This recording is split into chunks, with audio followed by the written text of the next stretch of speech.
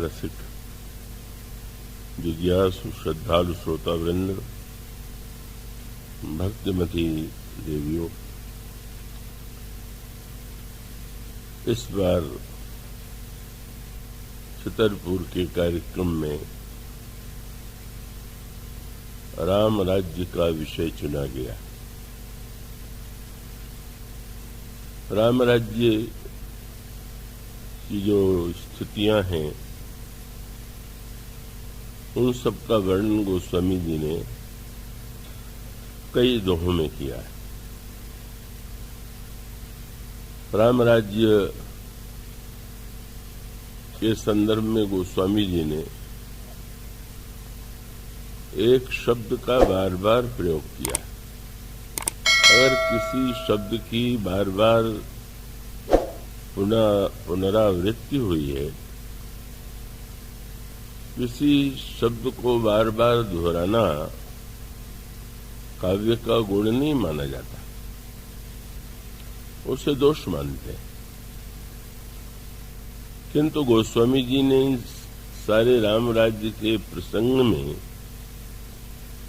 जिस शब्द को बार बार उसी शब्द का प्रयोग किया, वह शब्द है सब। संस्कृत में उसे सर्व कह लीजिए, हिंदी में भी सर्व कह सकते हैं। ये शब्द जो है बार बार दोहराया गया। तो ये राम राज्य जिसकी इतनी विलक्षणताओं का वर्णन किया गया, का उसमें ये जो विलक्षणताएं हैं वे कैसे आ गई? और जब इस प्रश्न पर हम और आप दृष्टि डालना चाहिए कि राम राज्य का तात्पर्य क्या है, अर्थ क्या है। किसी अच्छे राज्य के लिए राम राज्य शब्द का प्रयोग करना शायद उचित नहीं है। राम राज्य एक श्रेष्ठ राज्य की अपेक्षा भी कुछ अधिक आगे। अच्छे राज्य के लिए तो सर्वश्रेष्ठ शब्द है स्वराज, और इस स्वराज शब्द का भी गोस्वामी जी ने प्रयोग किया, कई बार किया। तो वस्तुतः राम राज्य के संदर्भ में जो बात कल कही जा रही थी, उसका मूल तत्व क्या है, और उसका उत्तर आपको इस रूप में मिलेगा कि जब गुरु वशिष्ठ श्री भरत से राज्य लेने का प्रस्ताव करते हैं और प्रस्ताव करते हुए धर्मशास्त्र की दुहाई देते हैं, दृष्टांत देते हैं, और दृष्टांत देते हुए उन्होंने पुरातन काल से लेकर वर्तमान तक के व्यक्तियों का स्मरण किया। उन्होंने कहा कि भरत, पिता की आज्ञा यदि अनुचित भी प्रतीत हो तो व्यक्ति विचार छोड़ करके पिता की आज्ञा का पालन करना चाहिए।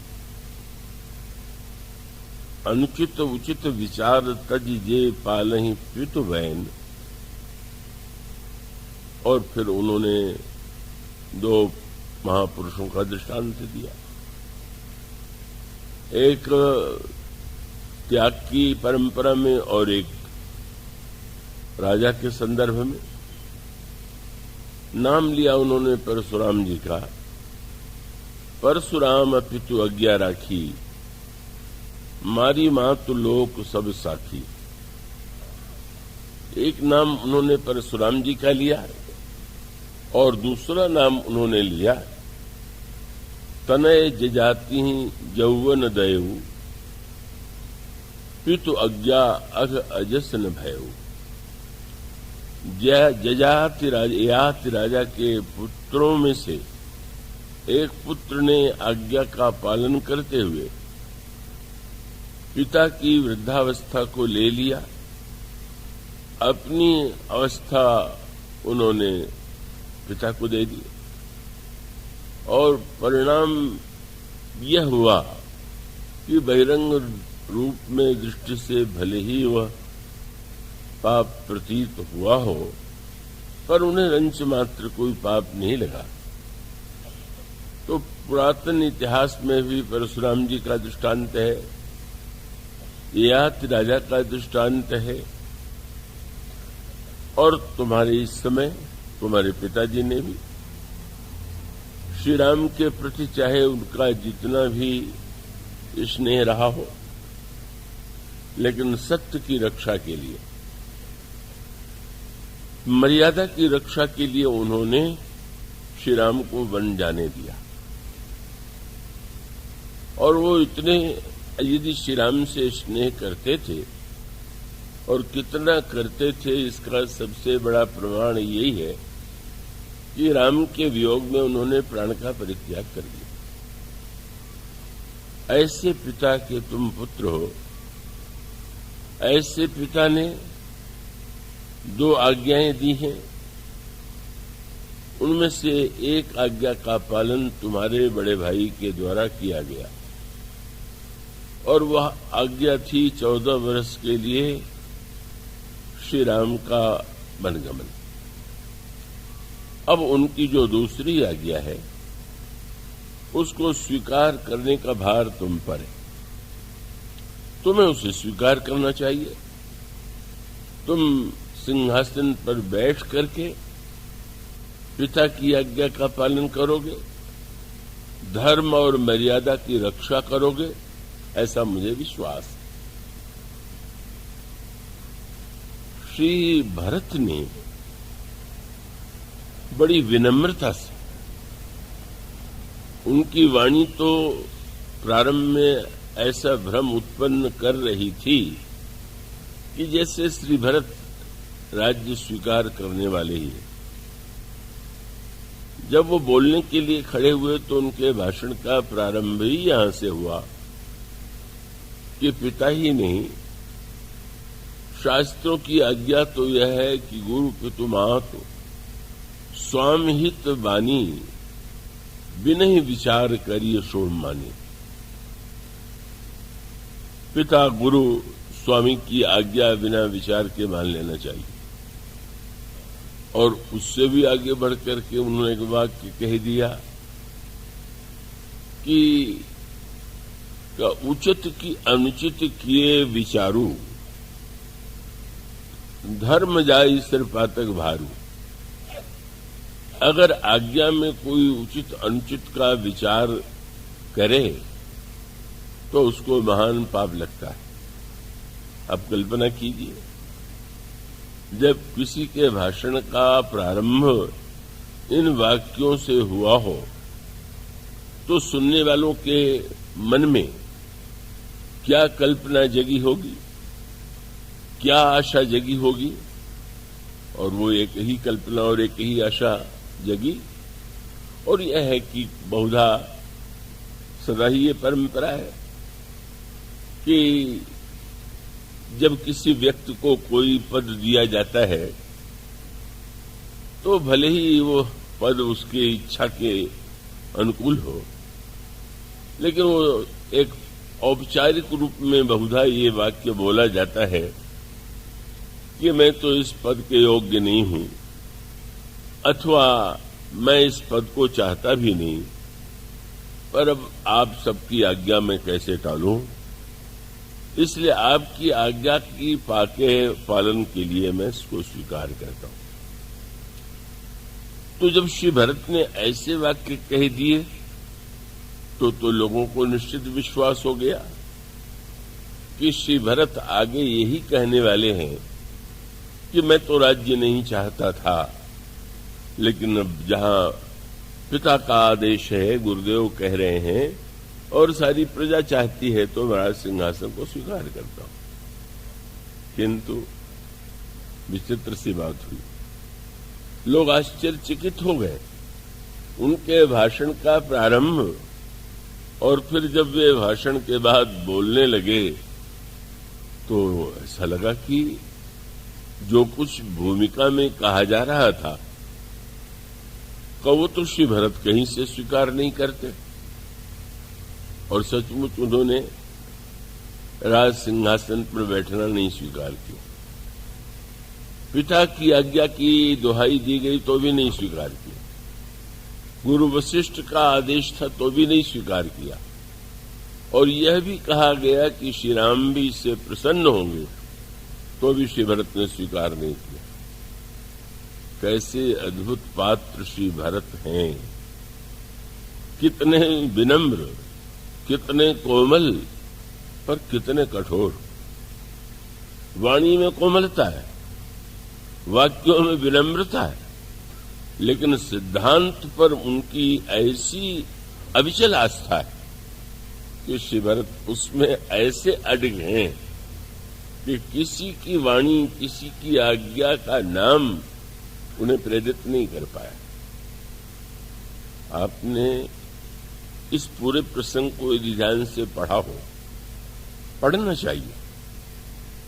समस्या ये है कि वस्तुतः जो सबसे महत्वपूर्ण वस्तु है उसकी उपेक्षा आज बहुधा जीवन में हो रही, और वो उसका जो बहिरंग पक्ष है उसके प्रति कुछ व्यक्ति या जो उसके से जुड़े हुए लोग हैं उस दिशा में प्रयत्नशील दिखाई देते हैं। मैं आशा करता हूं कि आप पूरे एकाग्र रहेंगे।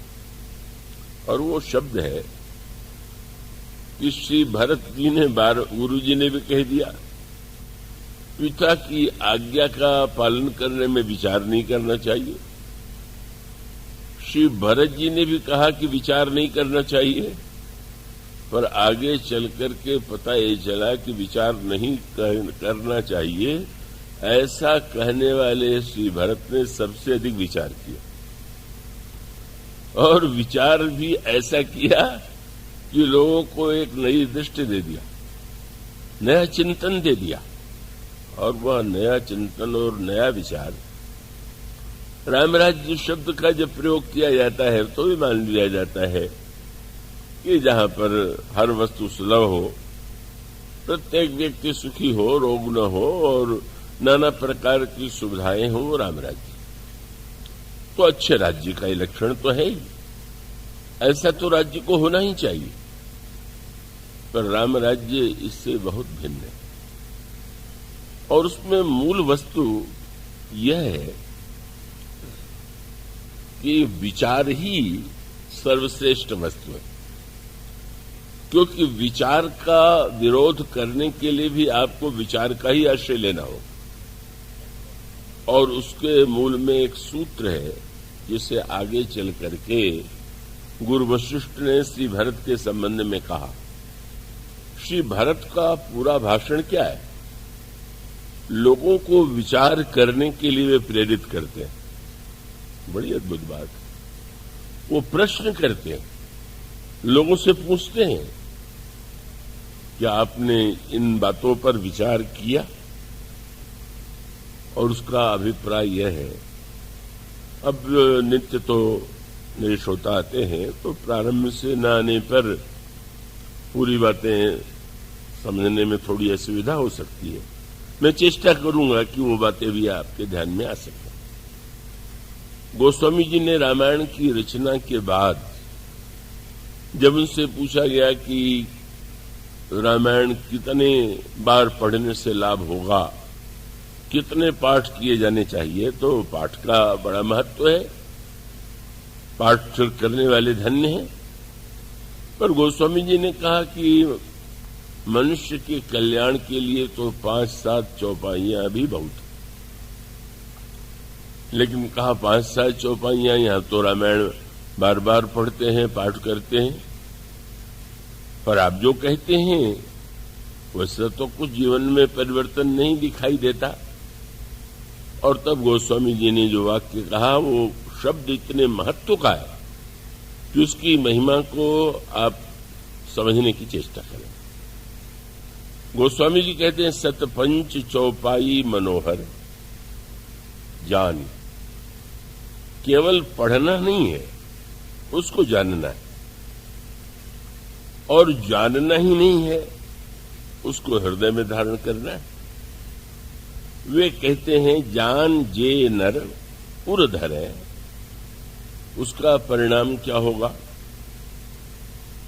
विवाह कन्याओं का नहीं होता तो लोग प्रश्न करने आते हैं, कन्या का विवाह नहीं हो रहा है, क्या करें? तो मानुष का प्रयोग मंत्र के रूप में भी होता है। गोस्वामी जी भी इसे स्वीकार करते हैं। वे कहते हैं कि भगवान राम और सीता के विवाह का जो गायन करता है, पाठ करता है, और वो उस व्यक्ति के जीवन में उत्साह और मंगल के अवसर आते ही रहते हैं। से रघुबीर विवाह जैसे प्रेम गावहीं सुने। और अनेक अनेक प्रसंगों में अनेक फल हैं। मनुष्य में अनेक कामनाएं होती हैं तो आश्वासन देते हैं, भव भेषज रघुनाथ जस सुनहि जन अरुणारी, तिनकर सकल मनोरथ सिद्ध करहि त्रिपुरारी। का जो भगवान के चरित्र का मन पठन करते हैं, उनकी समस्त कामनाओं को शंकर जी पूरा करते हैं।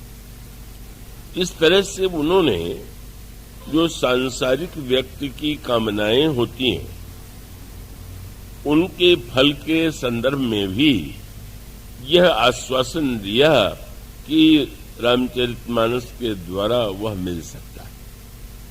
किंतु यह न भूलिए कि जब बच्चे को अगर मां यह कहे कि तुम विद्यालय जाओ तो तुम्हें मिठाई मिलेगी, तो मिठाई लक्ष्य नहीं होता है, मिठाई साधन होता है। और इसका अर्थ है कि बालक के मन में, क्योंकि उसको मिष्ठान प्रिय है और उसके प्रलोभन से एक बार जब पढ़ना प्रारंभ करेगा और बाद में पढ़ने में उसका की रुचि हो जाएगी और इतना आनंद आवेगा, तो उसको मिठाई की याद उस तरह से नहीं आवेगी। तो इसका अर्थ ये हुआ कि इन कामनाओं की पूर्ति के लिए जो रामायण का आश्रय लेते हैं वो ठीक है। कामनाएं भी पूर्ण होती हैं, पर उसका उद्देश्य क्या है? और इस संदर्भ में मैं एक बात कहूं, महाराज तुलसीदास जी के ये 500 वर्ष का प्रसंग है। गोस्वामी जी महाराज के विषय में यह उनकी जनश्रुतियों में बात आती है कि वे काशी में रहते हुए जब निवृत्त होने के लिए प्रातःकाल लोटे में जल लेकर के जाते थे, तो वहां पर एक बबूल का वृक्ष था। जल का पात्र बड़ा था, बच जाता था, तो वे एक स्वभाव से ही उस बबूल के जड़ में डाल देते थे, सहज रूप से। पर जनश्रुति है कि उस बबूल में एक भूत रहता था, और वो जब नित्य जल उसे मिला तो इतना संतुष्ट हुआ कि तुलसीदास जी के सामने प्रकट हो गया और कहा कि मुझ जैसे प्यासे व्यक्ति को आपने प्रेम से जल पिलाया, आप क्या चाहते? तो कोई भूत के लिए जल नहीं देते थे, पर उसने कहा कि आप क्या चाहते? और तब गोस्वामी जी ने कहा कि मैं तो भगवान श्री राम को पाना चाहता हूं। कैसी विचित्र बात थी। संसार में दो तरह के लोग होते हैं, एक तुलसीदास जैसे जो भूत से भी भगवान को मांग लेते, और दूसरे वो हैं जो भगवान से भी भूत मांगते। अधिकांश लोग भगवान से भी भूत ही मांगते। भूत माने जो नहीं है, जो नहीं है वही भूत है, और हम जिन वस्तुओं की मांग करते हैं वो तो भूत ही होंगी। भगवान से भूत मांगना और भूत से भगवान मांगना, यही मानो विवेक का अंतर है। हम भगवान से वह वस्तु मांगते हैं जो भगवान से भी मिलेंगी तो सदा नहीं रहेंगी। का उसमें अंतर आवेगा, संकट आवेंगे, विपत्तियां आवेंगी। तो वो वस्तु मानो हमारी वृत्ति वही तो है जिसे दुर्योधन की वृत्ति कहते हैं।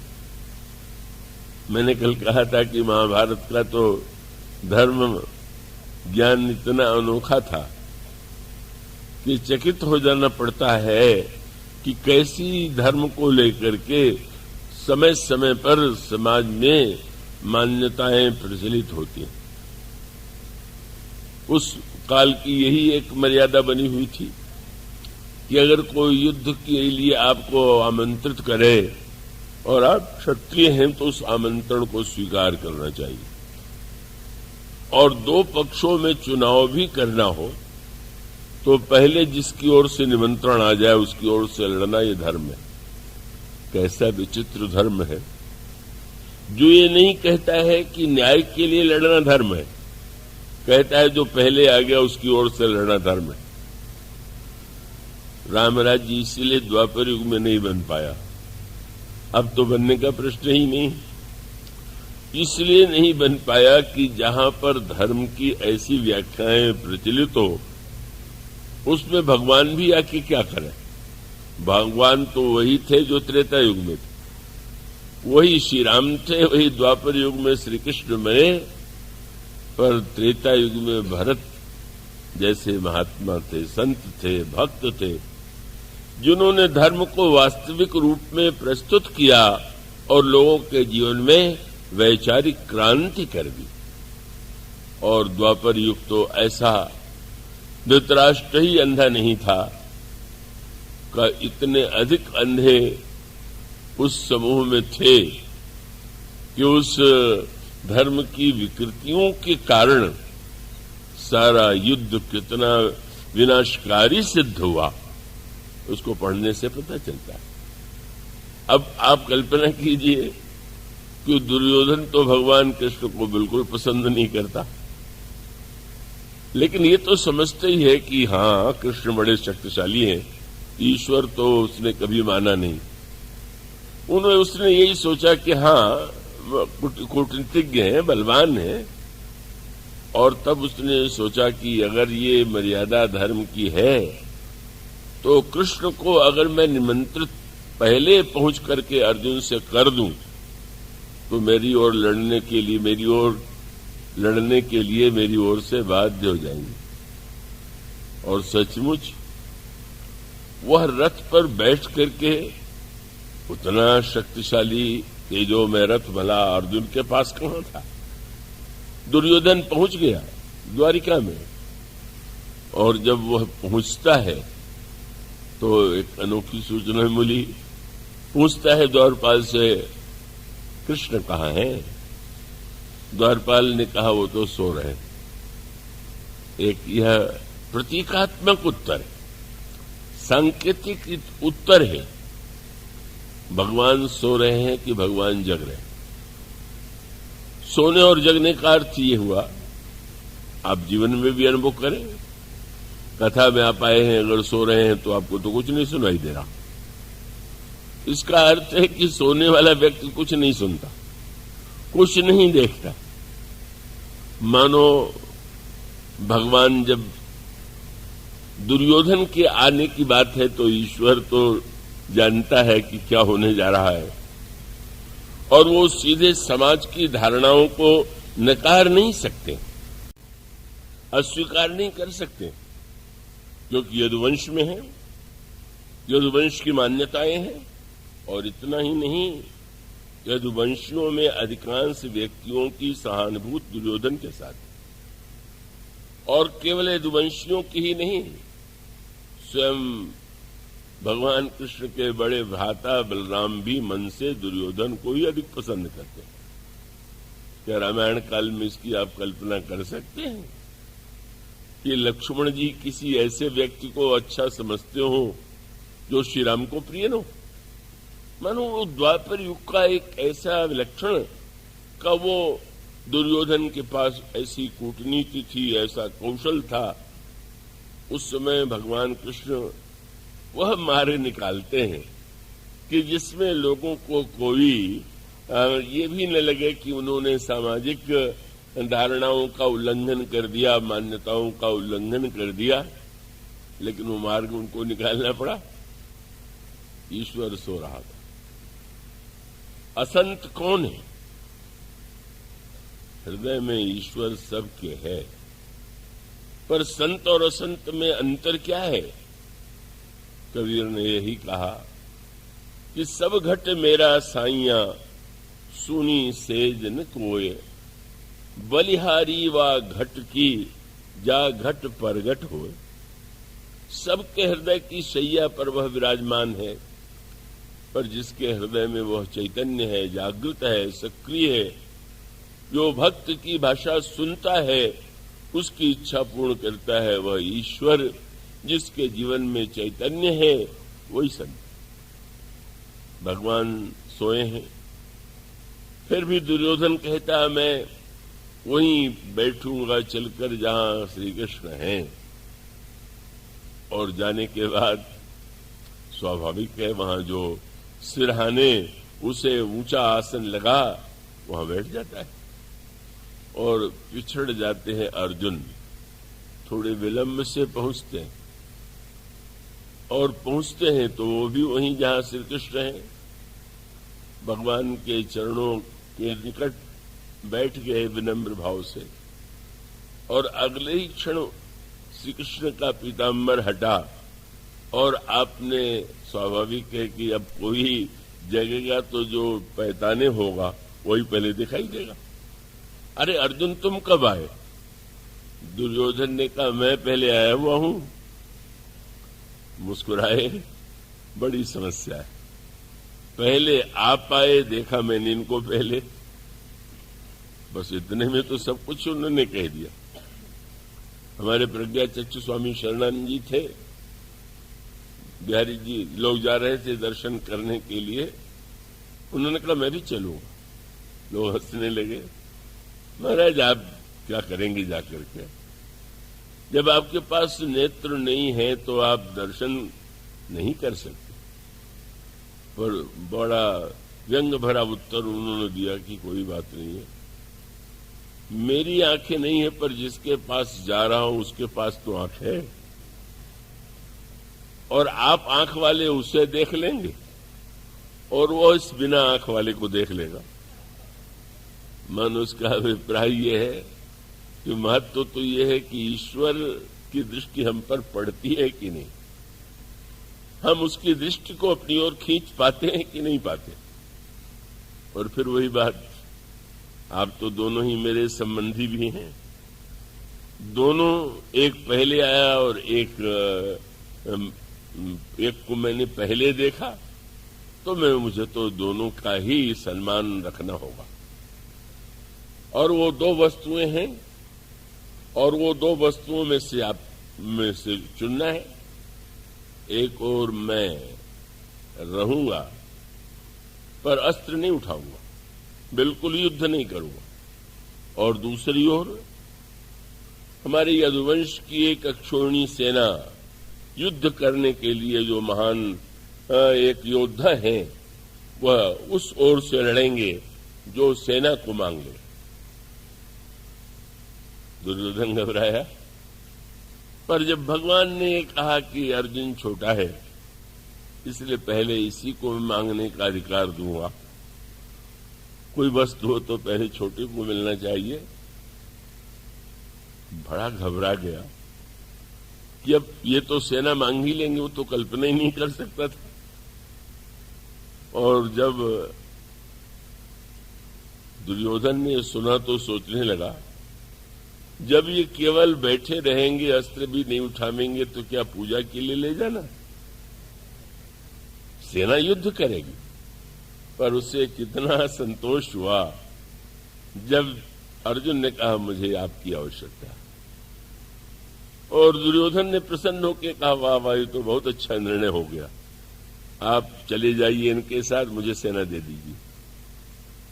क्या हम लोगों की वही मनस्थिति नहीं है? क्या हम भगवान से वही नहीं मांगेंगे जो दुर्योधन ने मांगा था? भगवान कह दें कि हम आपके हृदय में बैठे रहेंगे पर कुछ करेंगे नहीं, और आपको हम धन दें, संपत्ति दें, पद दें, आप दोनों में से क्या लें? तो लोग कहेंगे कि आप मंदिर में ही रहिए, हमें तो आप इन्हीं वस्तुओं को दे दीजिए। और इसका अर्थ ये है कि गोस्वामी जी इसलिए महान है कि उन्होंने भूत से भी भगवान को मांगा। हम भगवान से भूत मांगते हैं, उन्होंने भूत से भगवान को मांगा। और उस भूत ने बेचारे ने कहा, मैं तो भला भगवान का दर्शन कैसे करा सकता हूं, वो तो हनुमान जी करा सकते हैं। और हनुमान जी से भी मैं केवल यही कह सकता हूं कि ऐसे स्थान पर जहां कथा होती है वहां वे नित्य आते हैं, बहुत पीछे बैठते हैं। बड़ा उनका रूप कठिन रोगों से ग्रस्त लगता है। अब उससे प्रार्थना कीजिए। वो स्वामी जी ने चरण पकड़ लिए। हनुमान जी ही थे, पहले वे नहीं करते रहे, पर बाद में जब वो स्वामी जी का आग्रह बढ़ता गया, मानो एक कुष्ठी के रूप में भगवान हनुमान जी ने दर्शन दिया। कितनी घृणा होती है किसी को देखकर, लेकिन उनकी अविचल निष्ठा यही थी, वे भगवान को पाना चाहते थे। और भगवान तो सर्वत्र विद्यमान रहने वाले हैं। और तब सचमुच हनुमान जी की कृपा से उनको चित्रकूट में प्रभु का दर्शन हुआ। यह जनश्रुति भी कहती है और विनय पत्रिका में गोस्वामी जी भी उसका स्मरण करते हैं, अपने मन को याद दिलाते हैं। अरे मेरे मन, तो उस दिन की याद कर जब चित्रकूट में तुम्हारे लिए प्रभु ने कैसी लीला की। तुलसी तो को कृपालु, जो कियो कौशल पालु, चित्रकूट को चरित्र चेत चित करिस। गोस्वामी जी ने का यह जो एक दिव्य अनुभूति प्राप्त की, उन्होंने श्री राम को पाया। श्री राम को पाने का अर्थ है फिर पाना शेष ही क्या रह गया। तो वस्तुतः गोस्वामी जी जब रामायण के द्वारा, रामचरितमानस के द्वारा सांसारिक वस्तुओं की प्राप्ति भी बताते हैं तो ठीक है, कामनाएं होती हैं और कामनाओं की पूर्ति के लिए व्यक्ति रामायण पाठ करे तो उचित ही है, लेकिन उससे और आगे भी तो जाना चाहिए। जो अंतिम वस्तु गोस्वामी जी देना चाहते हैं वह यही है कि भाई जीवन में तो मंगल के साथ मंगल भी होता है, सभी कुछ होता रहता है। इसलिए वो अंत में जो बात कहते हैं और वही रामायण का विशेष उद्देश्य है। जब उन्होंने कहा कि युद्ध में विजय प्राप्त करना हो तो लंका कांड का पाठ करना चाहिए, तो ठीक, पर वो ये लिखना नहीं भूले कि जो भगवान राम के लंका विजय के प्रसंग को पढ़ेगा उसको विजय नहीं, उसके साथ दो वस्तु और जोड़ देते। क्या? समर विजय रघुवीर के, चरित जे सुनहि सुजान, विजय विवेक विभूति नित तिन्हि देहि भगवान। उसको विजय ही नहीं, विवेक और विभूति यह भी मिलेगी। ये सूत्र हैं और इसका अर्थ ये है कि उन वस्तुओं को पाने के बाद भी हम यह न मान करके रुक जाएं कि यही पा करके हमने सब कुछ पा लिया, अब कुछ पाना बाकी नहीं। और तब वह सूत्र वे देते हैं और वो सूत्र यह है कि सारे मानव जीवन में सबसे बड़ी समस्या जिसको लेकर कोई विवाद नहीं है वह है दुख। दुख से व्यक्ति मुक्त होना चाहता है और दुख की मुक्ति के लिए वे अनगिनत उपाय करता है। उन उपायों से कुछ क्षणों के लिए कभी दुख दूर सा होने लगता है, कभी दुख कम हो जाता है, पर दुख का पूरी तरह विनाश नहीं होता है। गोस्वामी जी रामराज जी का वर्णन करते हुए जब ये कहते हैं कि 4 प्रकार के दुख होते हैं मनुष्य के जीवन में, पर राम राज्य में ये वो चारों नहीं थे। और वो दोहा आपके सामने नित्य पढ़ा जाता है गोस्वामी जी कहते हैं, राम राज नभ गेस सुनु, सचराचर जग माहि, काल कर्म स्वभाव गुण, कृत दुख काहू ही नाय। काल कृत दुख, कर्म कृत दुख, स्वभाव कृत दुख और गुण कृत दुख, ये चार ही ऐसे ये नाम है कि इन्हीं चारों में से किसी एक के कारण, दो के कारण, तीन के कारण या चारों के कारण मनुष्य के जीवन में दुख आता है। और वे कहते हैं राम राज्य में चारों नहीं था, पर इसे आप जादूगरी के रूप में मत देखिए कि श्री राम सिंहासन पर बैठ गए तो दुख दूर हो गया। अगर ऐसा आप अर्थ लेंगे तो शायद आप उस तत्व से वंचित रहेंगे जो संदेश श्री रामचरितमानस में दिया गया। और वो ये है कि ये जो दुख है, हम आप कल्पना कीजिए, कालकृत दुख जिसमें हमारे आपका कोई वश नहीं, मृत्यु आती है, ये भी कालकृत दुख है। प्रकृति का विपर्य होता है, ये भी एक दुख का कारण बनता है। कितने यात्री अमरनाथ की यात्रा में गए, अब जो उन पर विपत्ति आ गई, वो विपत्ति उनकी तो नहीं थी, वो प्रकृति के कारण इतना भीषण, अगर वहां पर बर्फ गिरी या अन्य प्रकार से विपत्ति आई, अनेक लोगों के प्राण संकट में पड़ गए, कई लोग दर्शन के बिना लौट गए। यह दुख तो कालकृत दुख है। ये कालकृत दुख कहीं भूकंप आ जाता है, कहीं अन्य किसी रूप में होता है, ये भी एक दुख का कारण है। दूसरा दुख जिसे उन्होंने कहा कर्मकृत दुख। कर्मकृत दुख का तात्पर्य यह है कि एक व्यक्ति अच्छा कार्य करता है, अच्छा व्यक्ति लगता है, और उसके जीवन में अचानक कोई बड़ा संकट आ जाता है, विपत्ति आ जाती है, दुख आ जाता है। लोग कहने लगते हैं कि अरे ये व्यक्ति तो इतना धर्मात्मा, इतना अच्छा, इतना होने पर भी इसके जीवन में दुख क्यों आ गया।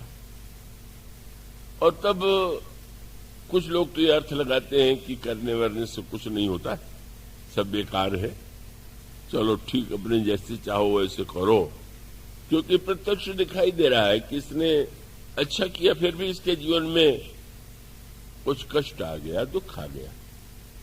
पर उसको यूं समझाने की चेष्टा की शास्त्रों ने कि नहीं, जैसे एक वृक्ष को देख करके आप यह जानते हैं, आप आम का वृक्ष लगावें तो वृक्ष लगाते ही उसमें फल नहीं होगा, लेकिन आप यह जानते हैं कि वृक्ष कभी भविष्य में फल देगा। और मान लीजिए कभी आपके यहां आम बाजार में बिकने आवे या आम का कोई भेंट भेज दे, तो वृक्ष नहीं है, फल है, पर फल को देख करके आपको यही समझ में आ जाएगा कि आम का फल है। मानो इसका अर्थ यह है कि कभी तो कर्म होता है और उसका परिणाम तुरंत नहीं दिखाई देता, पर कर्म सिद्धांत कहता है कि नहीं, कर्म प्रधान विश्व कर रखा, जो यश करे सो तस फल चाहे। लेकिन दूसरी ओर शास्त्र यह भी कहता है कि अगर दुख के रूप में कोई फल आता है तो समझ लीजिए कि कोई न कोई हमारे कर्म का वृक्ष होगा जो सामने नहीं है, पर अगर वृक्ष न होगा तो फल कहां से आएगा। इसका अभिप्राय कि कर्म के द्वारा भी कभी तत्काल किसी कर्म का परिणाम, और कभी ऐसा लगता है कि व्यक्ति जो है प्रत्यक्ष रूप से बुरा कार्य नहीं कर रहा, का उसका सांकेतिक तत्व मिलता है। बाली के चरित्र में भगवान श्री राम ने का बाली के ऊपर जब प्रहार किया तो सामने आकर नहीं किया, और यह प्रश्न शाश्वत बन गया, शाश्वत बन गया। आज भी लोग प्रश्न करते हैं कि श्री राम ने बाली को क्यों छिप करके मारा। बाली ने भी भगवान से पूछा। बाली को तो भगवान के उत्तर से संतोष हो गया था, पर आज भी कई पढ़ने वालों को संतोष नहीं होता। मानो यूं कहें, उस उर्दू की कहावत की मुद्दई सुस्त गवाह चुस्त। बाली ने पूछा, उसको संतोष हो गया, पर लोगों को लगता है छिप के क्यों मारा। पर वो पूरा प्रसंग जो है भौतिक और दार्शनिक दोनों ही सत्यों को प्रकट करने वाला है। श्री रामायण की विशेषता यह है कि आप घटनाओं को पढ़िए, उसका आनंद लीजिए और उसके अंतरंग अर्थों पर भी दृष्टि डालिए। यही रामायण को समझने की चेष्टा है। तो आप समझेंगे तो आपके बहुत से प्रश्नों का उत्तर अपने आप मिल जाएगा। भगवान से बाली ने दो प्रश्न किए। एक प्रश्न तो यह था कि मैंने सुना है कि ईश्वर सम, शास्त्रों में भी लिखा गया ईश्वर सम है। गीता में भी भगवान कहते हैं समोहम सर्वभूतेषु। रामायण में भी बृहस्पति कहते हैं यद्यपि सम नहीं रागनरोसु। बाली ने भगवान से प्रश्न किया, वह दार्शनिक प्रश्न था। केवल अगर भौतिक प्रश्न होता तो अलग बात थी। प्रश्न यह था कि ईश्वर अगर सम है तो सुग्रीव और मुझ में आपको अंतर कैसे दिखाई दिया। और दिखाई दिया तो इसका अर्थ है कि या तो वो समत्व का लक्षण से ही नहीं, और या तो आपने समत्व का पालन नहीं किया। इसलिए उसने जो प्रश्न किया, इतना ही नहीं किया कि छिप के क्यों मारा। उसने प्रश्न किया, मैं बैरी सुग्रीव की प्यारा, अवगुण कवन नाथ मही मारा। फिर उसने कहा कि धर्म हेतु अवतरे गोसाई, मारो मोह व्याध की नाई। और तब बाली जो है अपने द्वारा किए जाने तर्क से ही उसका तर्क कट गया।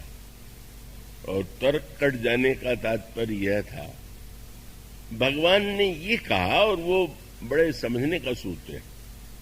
गोस्वामी जी बाली सुग्रीव प्रसंग के द्वारा कर्म सिद्धांत की व्याख्या करते हैं, भक्त सिद्धांत की, ज्ञान सिद्धांत की और शरणागति की।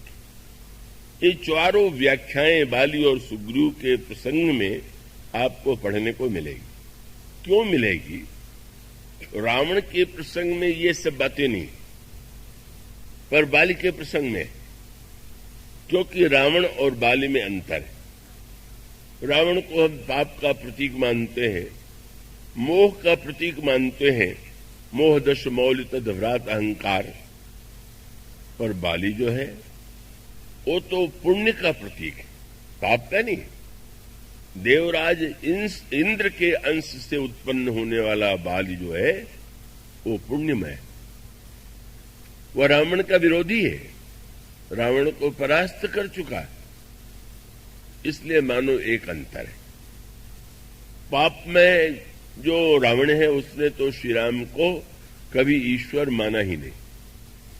एक क्षण के लिए भी अगर मन में बात आ ही गई कि खर दूषण मौसम बलवंता, तिन्हीं को मारही बिनु भगवंता, कहीं भगवान तो नहीं है। पर उसको लगने लगा कि इतनी सरलता से हम भगवान थोड़ी मान लेंगे। जरा हम कसौटी पर कस के देखेंगे कि कहीं नकली ईश्वर तो नहीं है। और उसने कसौटी बनाई सोने के मृग को, स्वर्ण मृग को लेकर के गया। अगर ईश्वर होगा तो तुरंत समझ लेगा कि नकली मृग है, नकली सोना है। नहीं समझ में आवे तो लगेगा कि कहीं ईश्वर नहीं। और ईश्वर ने बिल्कुल अनोखा कार्य किया। वो तो स्वर्ण मृग के पीछे भाग खड़े हुए। रावण सोचने लगा, उस रात्रि को मेरी बुद्धि कैसी भ्रष्ट हो गई थी, किस राजकुमार को मैं ईश्वर मान बैठा था। अरे जिसमें सर्वज्ञता तो दूर है, इतनी भी एक बुद्धि नहीं है कि सोचे कि सोने का मृग कभी हुआ है। बुद्धि शून्य। पत्नी ने कह दिया, भाग खड़ा हुआ। मृग के पीछे भाग रहा है, किस काम का ईश्वर है? भगवान राम ने बाली के सामने अपने ईश्वरत्व को प्रकट नहीं होने दिया, सिद्ध नहीं होने दिया, पर बाली से भगवान ने वैसा व्यवहार नहीं किया। बाली के सामने भगवान ने अपने ईश्वरत्व का स्वीकार किया, और ईश्वरत्व को स्वीकार करने के साथ साथ भगवान बाली को वस्तुतः धन्य बनाना चाहते। उसका सूत्र यह है कि पाप की समस्या अलग है, पर ये जो पुण्य है उसके साथ कोई समस्या है कि नहीं? और वो पुण्य के साथ सबसे बड़ी समस्या है, जो अच्छा काम करते हैं, दान देते हैं, कब अच्छे कुछ बड़े भले कार्य करते हैं, उनमें अभिमान बहुधा होता है। मैं बहुत अच्छा हूं, दूसरों से श्रेष्ठ हूं, मैंने ऐसे ऐसे कार्य किए, मैं ऐसा कार्य करता हूं। भगवान यह जानते हैं कि बाल की समस्या यह नहीं है कि वो पापी है। बाल की समस्या, बाली ने जब भगवान से यह प्रश्न किए तो भगवान केवल बाली को ही उत्तर नहीं देते, मानो प्रत्येक पुण्यात्मा को यह बताना चाहते हैं कि केवल सत्कर्म पुण्य क्रिया के रूप में करना ही धर्म नहीं। अगर वो पुण्य तुम्हें तुम्हारे जीवन में अभिमान की सृष्टि करता है तो ये तो बहुत महंगा, इससे बड़ा कोई बुरा सौदा हो ही नहीं सकता है कि हम करें सत्कर्म और बदले में पावे अभिमान। हम पुण्य के बदले में पाप को अपने जीवन में लावें। और इसलिए भगवान ने जो उत्तर दिया, आपने ध्यान दिया?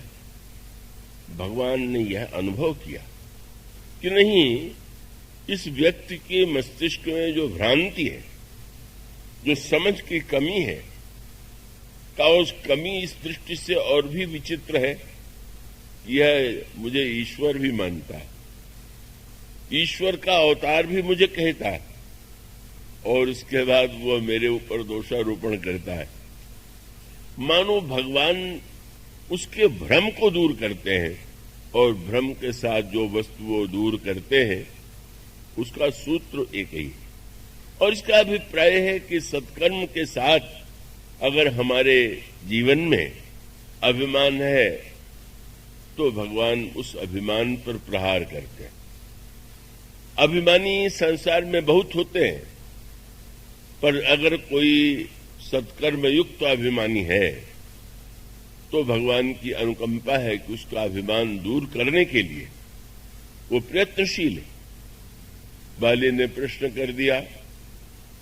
समस्या ये है कि बाली बड़ा बुद्धिमान भी है, अपने को पंडित भी समझता है, शास्त्रों का अध्ययन भी किया है, और जब वह भगवान से पूछता है कि ईश्वर तो सम है, तो इसका मूल कहां से आपको मिलेगा? जिस समय सुग्रीव ने गर्जना किया, बाली ने सुना, निकलने लगा, तारा ने चरण पकड़ लिया। उस समय सूत्र में आपके सामने और कह दूं, दो प्रकार के व्यक्ति होते हैं, एक रावण के समान, एक बाली के समान। रावण के समान माने सामने वाले व्यक्ति की बात को काट देना। अगर मंदोदरी ने रावण से कुछ कहा तो रावण ने काट दिया, क्या व्यर्थ की बात करती हो? क्या तुम कहती हो वो राजकुमार कहीं ईश्वर हो सकता है? और भी अधिक आग्रह मंदोदरी ने किया तो अर्थ ही बदल दिया, तुम्हारे भाषण का अर्थ ही दूसरा। यह रावण की शैली, मंदोदरी की बात को काट देता है। पर बाली ने अपनी पत्नी तारा की बात को काटा नहीं। ये जो बड़े चतुर काटने वाले होते हैं वो काटते नहीं है, सामने वाले ने जो कहा उससे और ऊंची बात कह देते और सिद्ध कर देते हैं कि तुम्हारे सामने मूर्ख, अब तुमसे ऊंची बात जानते। ये जो कला होती है कि दूसरे की बात को बिना काटे हुए भी उससे ऊंची बात कर देना, कह देना। यही किया बाली ने। तारा ने कहा, अरे यह गर्जना क्या सुग्रीव की है क्या? इसके पीछे जिसका बल है तुम जानते हो। ते दो बंधु तेज बल सीमा, बड़े बलवान हैं, बड़े तेजस्वी हैं, उन्हीं के बल से गरज रहा है। आप लड़ने मत जाइए। बाली हंसने लगा, ओहो, तुम बस इतनी जानती हो, बड़ी डरपोक हो। तो क्या आप उनके बल को जानते हैं? अरे पगली, वो बलवान व्यक्ति नहीं हो तो ईश्वर है। तारा सोचने लगी, इतने ज्ञानवान हमारे पतिदेव। और कहा कि महाराज, अगर ईश्वर आप जानते हैं तो भी क्यों लड़ने चले जा रहे हैं? तो तुरंत उसने और ऊंची बात कहते हुए कहा बाली, सुन भीरु प्रिय समदर्शी रघुनाथ। सारे शास्त्रों में लिखा हुआ है ईश्वर समदर्शी है, राम ईश्वर हैं, इसलिए वो समदर्शी हैं। मुझ में और सुग्रीव में भेद करना उनके लिए संभव नहीं। भला सोचिए, समदर्शित्व की क्या अद्भुत अनोखी व्याख्या है। ईश्वर समदर्शी इसलिए है कि आप कुछ भी अन्याय और पाप करते रहें और वो न रोके तो समदर्शी है, क्योंकि समदर्शी है मानो उसको पाप और पुण्य में भेद नहीं करना है। मानो यह ईश्वर समदर्शी है, इसका अर्थ है कि हमें भी समदर्शी बनने की चेष्टा करनी चाहिए। उसका उल्टा अर्थ ले लिया। तो तारा ने कहा कि आप कह रहे हैं कि समदर्शी हैं, पर उन्होंने तो सुग्रीव को लड़ने के लिए भेजा है, उसका पक्ष लिया है। आप कैसे कह सकते हैं कि समदर्शी? और ऊंची बात कह दिया, तुम्हें नहीं पता, अच्छा मान लो निर्गुण निराकार के रूप में वो समदर्शी हैं, अवतार लेंगे तो निश्चित रूप से ऐसा हो सकता है कि उन्होंने सुग्रीव को भेजा हो सहायता करें। तो क्या होगा? मुझे मार ही तो डालेंगे। तो मार डालेंगे ये बात सुनने में सोच करके भी आपको कुछ नहीं लगता। तुरंत उसने भक्त की ऊंची उड़ान की और कह दिया, अरे जो कदाचि मुहि मारही तो पुनः होऊं सनाथ। अगर वो मुझे मार देंगे तो मैं सनाथ हो जाऊंगा। मानो भक्तों की वह भाषा बाली के मुंह से निकली, ज्ञान की भाषा बाली के मुंह से निकली। तुलसीदास जी से ने कहा, किसी ने कहा होगा, बाली को कोई बढ़िया सी उपाधि तो दे दीजिए, इतनी ऊंची बात कह रहा है। गोस्वामी जी ने कहा, बाली को मैं एक ही उपाधि दूंगा। क्या? बोले, अस कही चला महाअभिमानी। न ये ज्ञानी है न भक्त है, केवल अभिमानी। उसका अर्थ क्या? भाषा ज्ञान की बोले और भाषा भक्ति की बोले और आचरण उससे बिल्कुल उल्टा करे तो केवल वो बोल करके अपने बुद्धि चातुर्य और अभिमान को प्रकट कर रहा है, उसके जीवन से उसका कोई लेना देना नहीं। जैसे तुलसीदास जी ने बिल्कुल क्षमा नहीं किया, कवि का तो शब्द ही सब कुछ है, मानो उसका सूत्र यही था। और भगवान ने जब उत्तर दिया तो उत्तर यही था कि मैंने तुम पर प्रहार क्यों किया? तो आपने तुरंत कहा कि मूढ़, अरे मूर्ख। ज्ञानी तो बिल्कुल नहीं, मूर्ख है। और मूर्ख के साथ समस्या है कि मूर्ख को अपनी मूर्खता का ज्ञान हो तो समझ सकता है, पर मूढ़ तो ही अतिशय अभिमान है। जब मूर्ख अभिमानी बन जाए, और भगवान ने कहा तुम मुझ पर आरोप लगा रहे हो कि मैंने शिव के मारा, मैं बताऊं, तुम्हारी पत्नी ने तुम्हें उपदेश दिया। क्या इसका अर्थ था? भगवान तो वहां नहीं थे। भगवान का अभिप्राय है कि जब तुम चले तब भी मैं था, और तुम्हारी पत्नी के मुंह से मैं ही रोकने के लिए कह रहा था। मैं छिपा नहीं रहा था, मैं प्रकट अपने को करना चाहता था। लेकिन विडंबना तो ये है कि तुम तो ऊंची उड़ान में कितना बड़ा मूर्ख है, कितना बड़ा तू अभिमानी है कि अगर तू यह समझ गया कि मैं ईश्वर हूं और ईश्वर के नाते ईश्वर जान लेने का फल क्या होता है? भक्ति और विश्वास। उसके स्थान पर यदि तू लड़ने के लिए आया और पत्नी से ये कह करके आया कि मार देंगे तो मैं सनाथ हो जाऊंगा, तो अब ये जो प्रश्न कर रहे हो कि क्यों मार दिया, अब सनाथ नहीं हो गए क्या? कह के तो चल पड़े थे, अब पूछ रहे हो क्यों मार दिया? भाषण में कहते हो मारेंगे तो सनाथ हो जाऊंगा, और यहां आकर पूछते हो क्यों मार दिया। मानो रामायण में पूछा गया भगवान का स्वभाव कैसा है? भरत जी ने कहा देव देवतरु सरिस स्वभाव, कल्पतरु के समान भगवान का स्वभाव है। कल्पतरु का क्या स्वभाव है? उसके नीचे बैठ के जो कल्पना की जाए वह कल्पतरु पूरा कर देता। एक व्यक्ति भूखा प्यासा वन में भटक रहा, संयोग से कल्प वृक्ष के नीचे बैठ गया, सोचने लगा इतना भूखा हूं, कहीं से भोजन आ जाता तो कितना अच्छा होता। कल्पतरु था तो भोजन सामने आ गया, वाह वाह, प्रसन्न होकर भोजन किया, अधिक कर लिया। फिर सोचने लगा कितना अच्छा होता कोई खाट वाट होती, पलंग होता तो जरा सो भी लेता। पलंग भी आ गया, पलंग पर लेट गया, पर वो चारों ओर जब देखने लगा कि जंगल ही जंगल है, तो घबरा के सोचने लगा कहीं कोई शेर आके खा तो नहीं जाएगा। शेर आया और शेर खा गया। ईश्वर कल्पतरु है तो बहुत सावधान रहना चाहिए। ऐसी कल्पना कीजिए कहीं आपकी कल्पना ही आपके लिए घातक न हो। भगवान ने कहा तूने अपनी पत्नी से कहा कि ईश्वर सम है, तो इसीलिए जब पहली बार तेरी और सुग्रीव की लड़ाई हुई तो मैंने हस्तक्षेप नहीं किया। कल्पतरु के नीचे तूने कह दिया तो मैंने समत्व का परिचय दिया, पर तू तो बाद में कहने लगा कि मारने पर मैं सनाथ हो जाऊंगा, तो कल्पतरु ने वो भी पूरा कर दिया, समत्व भी और मार देने के बाद भी। इसका अर्थ है कि तेरे केवल सारा ये वाक की ज्ञान जो है वाक विलास है, तू अभिमानी है।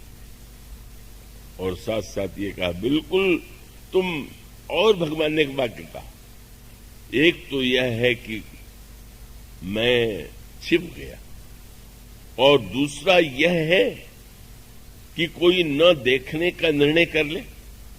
सूर्य उदित है और सूर्य के उदय के बाद आप बस एक कार्य कर लीजिए, अपनी अंगुली से अपनी आंख को दबा लीजिए और आप दावे से कह दीजिए सूर्य नहीं। तो ये जो सूर्य नहीं है, ये व्यक्ति का सत्य स्वयं ही वह देखना ही नहीं चाहता। भगवान का संकेत यह था, मैं बार बार चाह रहा था कि तुम मुझे देख लो, मुझे समझ लो, तुम अपने आप में परिवर्तन कर लो। इसीलिए पत्नी के मुख से मैंने तुम्हें रोकने की चेष्टा की, तब भी तुम नहीं माने। तुम्हारा सुग्रीव से युद्ध हुआ, सुग्रीव पर तुमने प्रहार किया, फिर भी मैंने बाण चलाकर तुम्हारा वध नहीं किया। मैं तो बार बार चाह रहा था कि तुम देखो, लेकिन समस्या ये है कि तुमने तो न देखने का निर्णय कर लिया था। तुम जान के भी अनजान में, मानो स्वयं को ज्ञानी के रूप में दिखा करके मूढ़ तो ही अतिशय अभिमाना, नारी सिखावन करे से न काना। जब मैंने सुग्रीव पर प्रहार होने के बाद भी तुझ पर बाण का प्रहार नहीं किया तो तू लौट जाता, पर तेरा गर्व इतना बढ़ गया कि बड़ा आया था, उनका बल लेकर देख लें उनके बल से क्या होता। और आपने कहा मम भुज बल आश्रित तेहि जानी, मारा चौहसी अधम अभिमानी। तू अधम अभिमानी है, इसीलिए जब मैंने सुग्रीव के गले में माला पहना करके तुझे सूचना दे दी कि अब तक मैंने तुम्हारे शब्दों के अनुकूल समत्व का परिचय दिया, पर तुम सुग्रीव नहीं हो। तुम्हारे कंठ में सुमन की माला नहीं है। सुग्रीव का अर्थ है जिसकी गर्दन सुंदर हो। सुंदर गर्दन किसकी? जिसके गले में भगवान स्वयं अपनी कृपा प्रसादी दे दे। जो शरणागत है वही उसका ही कंठ जो है सुंदर है। भगवान ने यही कहा, भगवान ने यही कहा कि वस्तुतः तुम मुझे देखना नहीं चाहते, मेरी बात सुनना नहीं चाहते थे। और जब तुम ये कहते हो कि आप ईश्वर होते हुए आपने वृक्ष की आड़ से क्यों मारा, तो प्रभु का तात्पर्य यह था कि ईश्वर मानने के बाद क्या यह प्रश्न करना सही है क्या? ईश्वर नहीं मानते हो तो ठीक, पर तुम यदि ये मानते हो कि मैं ईश्वर हूं, तो तुम्हें पूछना ही नहीं चाहिए कि वृक्ष की आड़ से मैंने क्यों मारा। क्यों? भगवान ने कहा सारे संसार को मैं आड़ से मारता हूं, सामने आके कहां मारता हूं? नित्य अनगिनत जीव मर रहे हैं, काल का बाण चल रहा है, क्या ईश्वर सामने दिखाई दे रहा है क्या? ईश्वर नहीं, वो वृक्ष की आड़ में। और यह वृक्ष क्या है? मैंने पत्रिका में उसका उत्तर देते हुए गोस्वामी जी कहते हैं, संसार कांतार अति घोर गंभीर वन। ये संसार ही एक सघन वन है और गहन तरु कर्म संकुल मुराली। इस संसार के जंगल में हमारे और आपके कर्मों का ही वृक्ष लगा हुआ। ईश्वर सामने नहीं आता, मानो कर्म सामने है, चाहे वो पूर्व जन्म का कर्म हो, चाहे इस जन्म का कर्म हो, और काल के माध्यम से वाण आ रहा है, काल के द्वारा संहार हो रहा है। मानो यह दुख उस संदर्भ का जो है वो यही है कि वो मारने वाला तो दिखाई नहीं दे रहा है, और न दिखाई देने वाला व्यक्ति ही जिसके हाथ में लव निमेश परमाणु जुग बरस कल्पसर चंड भजसी न मन ते राम नाम राम कह काल जास उदंड। मानो धनुष काल है, वृक्ष कर्म है, और ईश्वर कर्म फलदाता है जो प्रत्यक्ष नहीं है। इसलिए दुख का कारण काल भी है, दुख का दूसरा कारण कर्म भी है, और तीसरा दुख का कारण है गुण।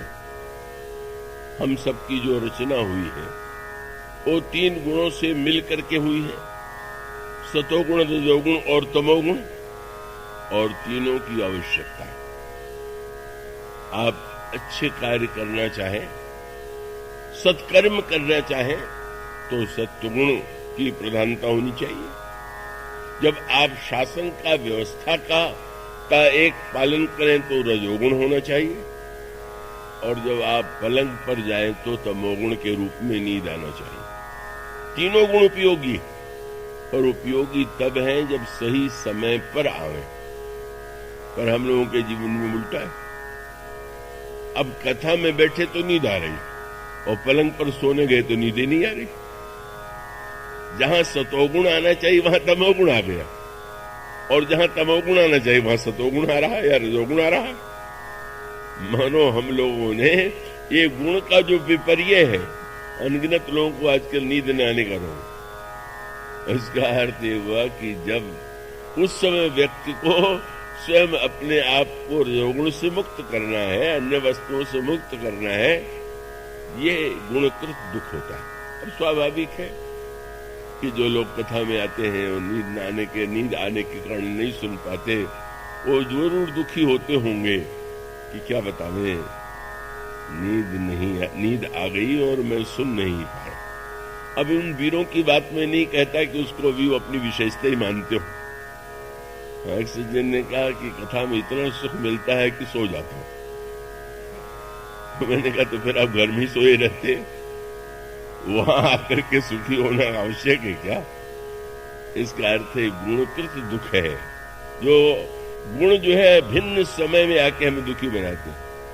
और चौथा दुख जो है वो तो सबसे विचित्र दुख है, और उसी का नाम है स्वभावकृत दुख। ये दुख तो ऐसे पीछे पड़ा रहता है। कई लोगों का स्वभाव ही ऐसा होता है, जब देखिए तो दुखी है, जब देखिए तो निराश है, जब देखिए तो कष्ट में है। और वो दुख वस्तुतः दुख नहीं होता, उनकी कल्पना का दुख होता है, उनकी मान्यता का दुख होता है, उनकी सोचने की पद्धति का दुख होता है। और ऐसे लोग तब बहुत दुखी होते हैं जो हर समय ये सोचते रहते हैं कि संसार में जो कुछ हो रहा है वो उनकी धारणा, उनकी मान्यता के अनुकूल ही होना चाहिए। कमानो व्यक्ति कितना दुख, अब जो ही व्यक्ति चाहे ऐसा, परशुराम जी महाराज के प्रसंग में बहुत सुंदर व्यंग किया गया। क्रोध भी एक अवगुण भी है, गुण भी है। पर परशुराम जी के क्रोध की समस्या कब कठिन हो गई कि जब क्रोध उनको अन्याय के विरुद्ध आता था तो वह क्रोध कल्याणकारी था, उपयोगी था। लेकिन धनुष टूटने पर जब उन्हें जो क्रोध आया तो उस दुख का कोई अर्थ नहीं, निरर्थक। वे सोच सकते थे कि धनुष शंकर जी का है, उन्हें तो कोई दुख हुआ नहीं। उन्होंने दिया का जनक जी को, वो तो बड़े प्रसन्न हो रहे। हम कौन होते हैं दुखी होने वाले? इसलिए कवितालु रामायण में गोस्वामी जी ने कहा, लक्ष्मण जी ने परशुराम जी से पूछा, रावरी पिनाक में सरियता कहाँ रही? कोई आप इसमें आपका भी कोई था भाग क्या? जैसे कि लोग व्यापार मिलजुल के करते हैं, बोले आपका भी कुछ था इसमें क्या? मानो संकेत यह है कि अनावश्यक। इसीलिए लक्ष्मण जी ने कहा कि महाराज अब बात कितनी सही उन्होंने कही, पर क्रोध आ गया। छोटा लड़का बड़ी बात, बड़े छोटे मुंह से बड़ी बात। रे नृप बालक काल बस, बोले तो इन्हें संभाले।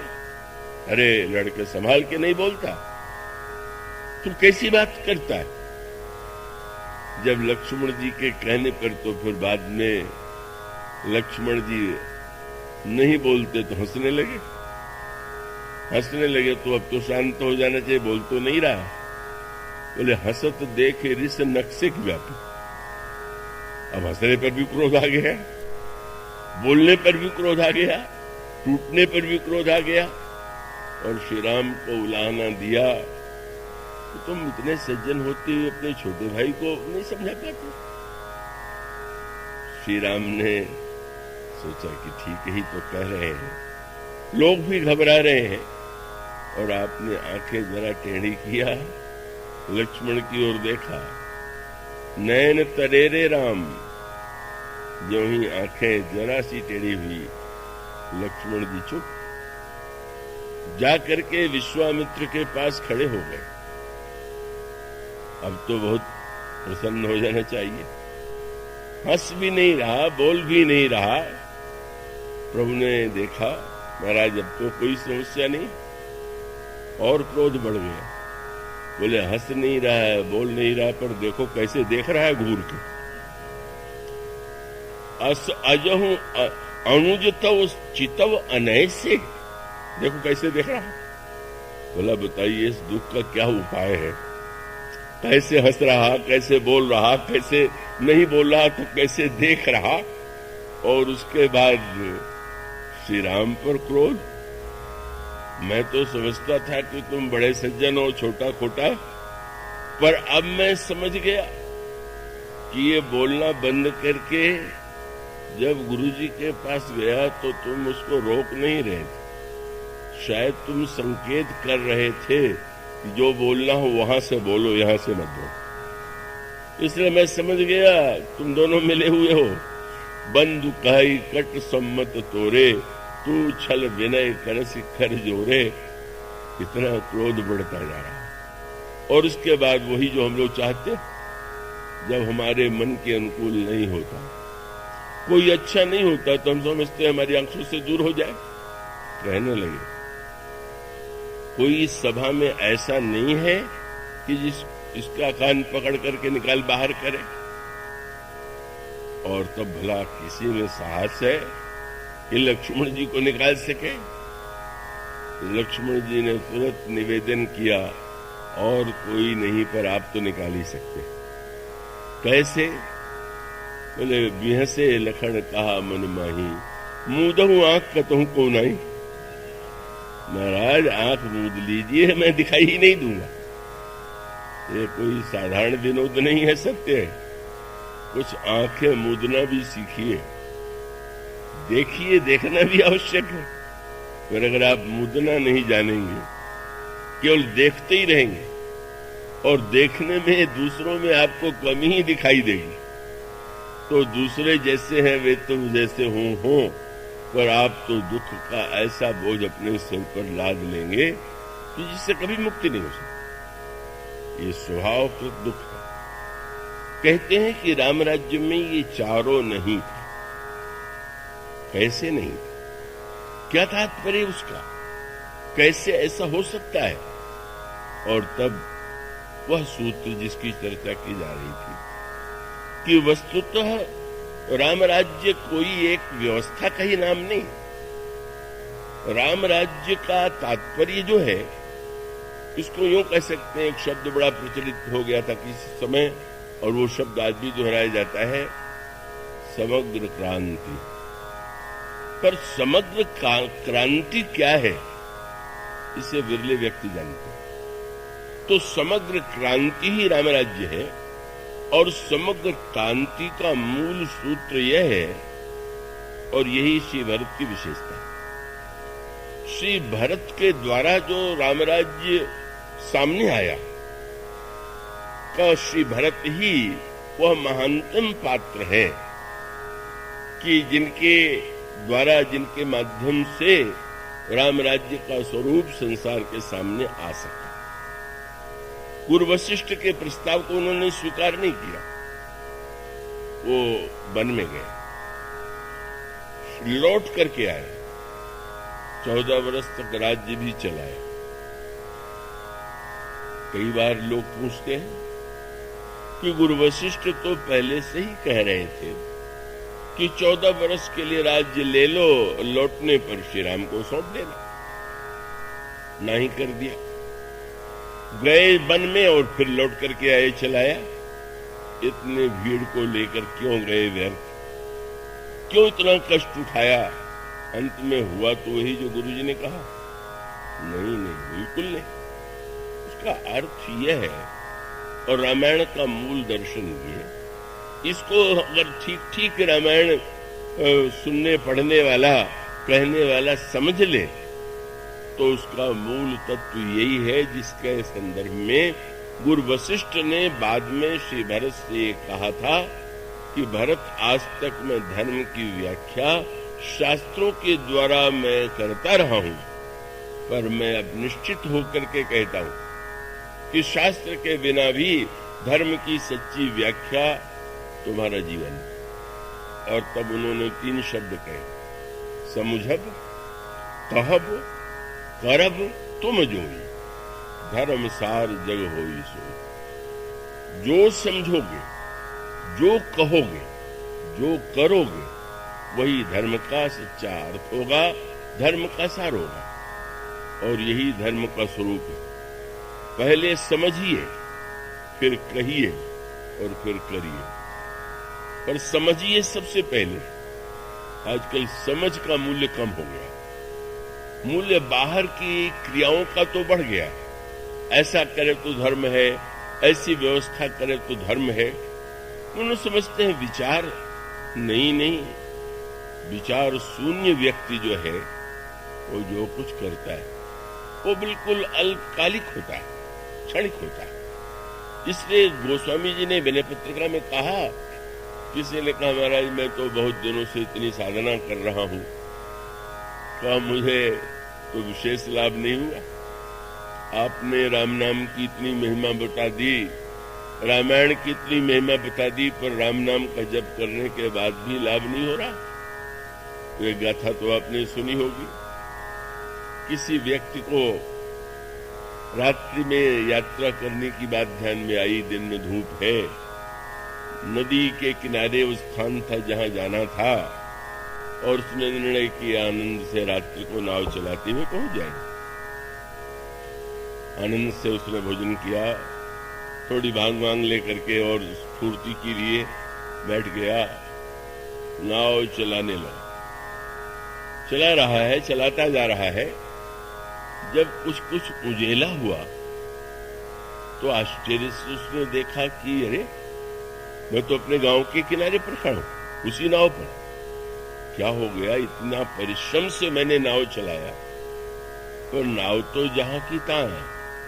किसी ने कहा जरा देख लो, लंगर तो जो का त्यों पड़ा हुआ है, लंगर उठाया नहीं तो तुम रोज नाव खेते रहो तो भी वही रहोगे। इसका अर्थ ये है, लंगर तो उठाइए पहले। क्रिया के द्वारा आप धर्म की जो बातें कर रहे हैं, आप करते हुए भी वही रहेंगे जहां हैं, जिस रूप में है उन्हें दिखाई देता है। तो इसका अर्थ, उसको दूसरे अर्थों में मेरे पत्रिका में गोस्वामी जी ने दृष्टांत तो दिया। किसी ने देखा कि आकाश में चंद्रमा है और वो घी के कड़ाह में उस चंद्रमा की जब का प्रतिबिंब पड़ा तो उसको लगा कि ये तो बहुत अच्छा है। चंद्रमा में अमृत सुनते हैं कि होता है, और कड़ाही में तो ये घी में चंद्रमा आई गया है, क्यों न इसी को पका करके हम ले लें तो अमर हो जाएंगे। गोस्वामी जी कहते हैं, अगर वह व्यक्ति उस कड़ाह के नीचे न जाने संसार की कितनी लकड़ी जला डाले, लेकिन क्या कभी चंद्रमा उस अग्नि में, क्या चंद्रमा कभी उस घृत में प्रतिबिंबित होकर के अमृत दे सकता है? गोस्वामी जी मेरे पत्रिका में कहते हैं, घृत पूरण कराह अंतर्गत ससी प्रतिबिंब लखावे, ईंधन अनल लगाई कल्प सत औट तो नाश न पावे। और तब उन्होंने कहा, पहले जीवन में विचार लाइए, साधन करिए विचारहीन मन, शुद्ध हो ही नहीं बस। आप कुछ भी कीजिए पर विचार शून्य न हो जाइए, विचार कीजिए। रामायण में जब यह कहते हैं श्री भरत, गुरु वशिष्ठ ने ही कह दिया कि विचार छोड़ के मानना चाहिए। गुरु वशिष्ठ की बात को दोहरा दिया श्री भरत ने कि हाँ, बिना विचारे मान लेना चाहिए। पर श्री भरत मानो यह बताना चाहते हैं, एक बड़ा सूक्ष्म संकेत है, और उसको अगर ठीक ठीक व्यक्ति समझ ले कि विचार का अर्थ अगर अभिमान हो तो अधिकांश लोगों की समस्या यही है कि अब अगर कोई व्यक्ति अभिमान के कारण अपने से बड़े की बात न मानना चाहे और वो कहे कि मैं तो विचार पूर्वक कार्य करता हूं और आपकी बातें विचार के विरुद्ध हैं, इसलिए मैं नहीं मानता, तो वह विचार का नाम लेकर के अपने अभिमान का प्रदर्शन कर रहा है। इस अंतर को बहुत कम लोग समझ पाते। विचार के पहले कुछ चाहिए और वो नहीं है, और आप विचार करने बैठ गए तो आप क्या विचार करेंगे, और आप उसको बहुत विस्तार से नहीं ले सकते। ज्ञान दीपक प्रसंग में विचार करने से पहले कैसी तैयारी करनी है, इसका बड़ा विस्तार से वर्णन किया गया। इसका अर्थ है कि विचार के लिए मनुष्य के अंतःकरण में वह विचार होना चाहिए, और विचार के नाम पर अभिमान को आप विचार कह दें, और विचार करके विचार तो रावण भी करता है। रावण हृदय विचारा, बा निश्चर संहार, मैं अकेल कपि भावलु बहु, माया करऊं अपार। विचार के त्याग का अर्थ है अभिमान के द्वारा जो विचार की घोषणा की जाती है। जब भगवान शंकर ने देखा कि सती परीक्षा लेने जा रही हैं भगवान राम की, तो भगवान शंकर ने कहा, पार्वती ये मत भूल जाना, क्या जैसे मिटे मोह भ्रम भारी, करे उस जतन विवेक विचारी। तुम विवेक से विचार करके यह ध्यान रखना कि तुम्हारा भ्रम जैसे दूर हो जाए, मोह जैसे दूर हो जाए। उद्देश्य को मत भूलना। मानो सूत्र यही था, तुम जा रही हो पर विचार मत छोड़ना। और गोस्वामी जी ने लिखा, उन्होंने विचार किया और बहुत किया। पुनि पुनि हृदय विचार करी, बड़ी आज्ञाकारी। शंकर जी ने कहा विचार करना, उन्होंने विचार किया और विचार के बाद निष्कर्ष क्या निकला? धरि सीता कर रूप, आगे होई चली पंथ तेहि, जेहि आवत सुरभूप। विचार करके पतिदेव ने कहा विचार करना, विचार करना। तो विचार करके निष्कर्ष से निकाला कि मैं सीता जी का वेश बना लूं और उसके बाद राम के सामने जाऊं। अगर ईश्वर होंगे तो मुझे पहचान लेंगे, ईश्वर नहीं होंगे तो नहीं पहचान पाएंगे। कितना भ्रम था। ईश्वर को पाने का उपाय क्या है? उनके पास जाने का उपाय क्या है? ईश्वर ने एक शर्त पहले ही लगा दिया, निर्मल मन जन सो मोहि पावा, मोहि कपट छल छिद्र न भावा। भगवान कहते मुझे कपट और छल अच्छा नहीं लगता। विचार में यही निकला कि सीता जी का रूप बना लूं, कपट का आश्रय ले लूं। और कपट का जो आश्रय है उसे लेकर के, और कपट भी किसका? सीता जी साक्षात मूर्तिमती भक्ति है। भगत ज्ञान वैराग्य जन सोदर शरीर। क्या नकली भक्ति से भगवान को पा सकते हैं? क्या नकली भक्ति, नकल और कपट के द्वारा कोई भगवान को जान सकता है? मानो यही है विचार। अभिमान को ही उन्होंने विचार मान लिया और उसको विचार का नाम दे दिया और उस विचार का परिणाम सामने आ गया। जब भगवान श्री राम के सामने आई तो प्रभु ने जोर पानी, प्रभु की न प्रणामू, पिता समेत लीन निज नामू। मैं दशरथ का पुत्र राम आपको बार बार प्रणाम करता हूं। पर इतना कह करके ही नहीं रुके। कहे वो बहोरी, कहां वृषकेतु? शंकर जी कहां हैं? और उससे भी गहरा व्यंग था, विपिन अकेली फिरहु क्यों हेतु। ये जंगल में आप अकेले, सब उल्टा हो गया। भक्ति के लिए विश्वास चाहिए, बिन विश्वास भक्ति नहीं। शंकर जी मूर्तिमान विश्वास है, विश्वास का साथ छोड़ दिया। अपने को विचारक मान करके का उन्होंने अभिमान को ही विचार मान करके जब इसका आश्रय लिया तो भगवान शिव परित्याग कर देते हैं सती का। इसका तात्विक अभिप्राय यह है कि वस्तुतः श्री भरत यह बताना चाहते हैं कि विचार जो है उसका त्याग कब करना चाहिए। एक ही वाक्य है और उसका अभिप्राय यह है कि पुत्र यदि यह निश्चय करे कि पिता की आज्ञा बिना विचारे मैं मानूंगा तो इसकी पूर्ति तब होगी कि जब विचार का भार पिता ले ले। अगर पुत्र को विचार नहीं करना है तो आज्ञा देने वाले को तो विचार करना चाहिए। यह सूत्र लोग भूल जाते हैं। इसका अर्थ ये हुआ, भगवान राम से ने भरत जी से कह दिया, भरत संकोच छोड़ के तुम जो कहोगे मैं करूंगा। श्री भरत जी कह देते कि चलिए चलिए अयोध्या के सिंहासन पर बैठ जाइए।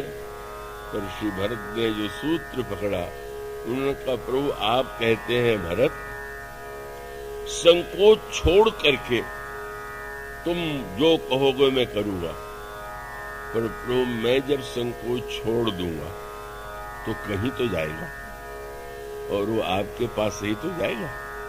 और इसका अर्थ है कि मैं निसंकोच होकर के आपको संकोच में डाल करके अपने अभिमान की पूर्ति कराऊं। ये तो सेवा धर्म है। जो सेवक साहिबहि सकोची, निज हित चहई तासुमति पूछी। मानो धर्म शास्त्र ने जब यह कहा कि पिता की आज्ञा बिना विचारे मानना चाहिए, तो इसका अर्थ है कि पिता अगर पिता है तो जो बोले उसे विचार पूर्वक बोलना चाहिए। धर्म हमको ऊंचे ले जा रहा है कि नीचे उतार रहा है। और इसका अर्थ यह था कि श्री भरत ने कहा सब कुछ उलट गया, राज्य किसी व्यक्ति का नहीं है, राज्य श्री राम का है। संपत्ति सब रघुपति के आई कि ईश्वर का ही सब कुछ है, यह अनुभूति हो जाना ही राम राज्य है। पर उस राम राज्य की अनुभूति के लिए, उस विचार के लिए जिस प्रकार की साधना होती है, जिस तरह से श्री भरत ने अपने चरित्र में उसे प्रदर्शित किया, उसकी चर्चा